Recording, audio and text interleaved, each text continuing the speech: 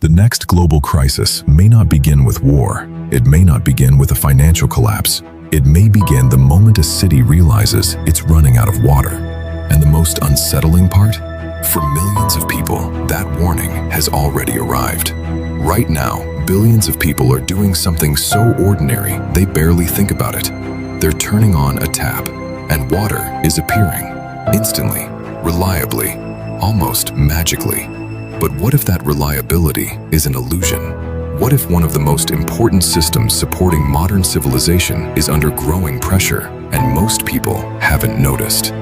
Chapter 1: The Illusion of Abundance. At first glance, the idea sounds ridiculous. Earth is called the blue planet for a reason. More than 70% of its surface is covered by water. From space, it looks limitless. Endless oceans, massive lakes, frozen polar ice. So how can there possibly be a shortage? The answer hides in a number most people never hear. Only about 2.5% of Earth's water is fresh water, and even that doesn't tell the full story. Most of it is trapped, frozen inside glaciers, locked within ice sheets, or buried deep underground. The amount readily available for human use is only a tiny fraction of what exists. Yet every city, every farm, every factory, every power plant depends on it, and demand keeps rising. Chapter 2: The City That Almost Ran Dry. This may sound like a future problem, something for the next generation, but in 2018, a major city came dangerously close to proving otherwise. Cape Town, South Africa, home to more than 4 million people. After years of severe drought, reservoir levels dropped dramatically. Officials began discussing a scenario known as Day Zero, the point at which severe restrictions on municipal water supplies could become necessary. Suddenly, a modern city faced a question that sounded almost impossible.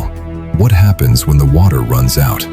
Residents were urged to drastically reduce consumption. Daily routines changed.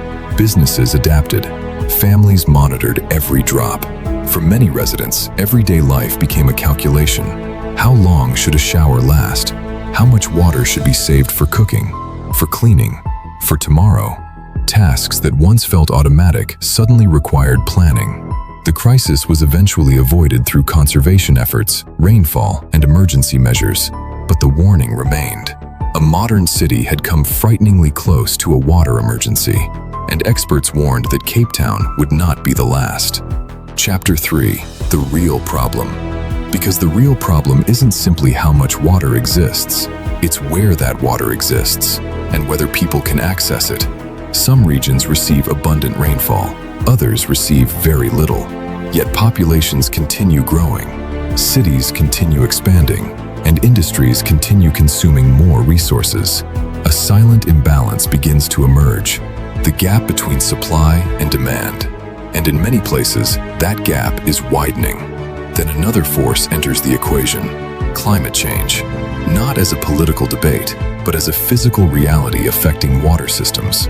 Scientists have observed shifts in rainfall patterns across many regions. Some areas are experiencing longer droughts. Others face heavier storms and flooding. Ironically, both can create water problems. Too little water threatens supply. Too much water can damage infrastructure and contaminate resources.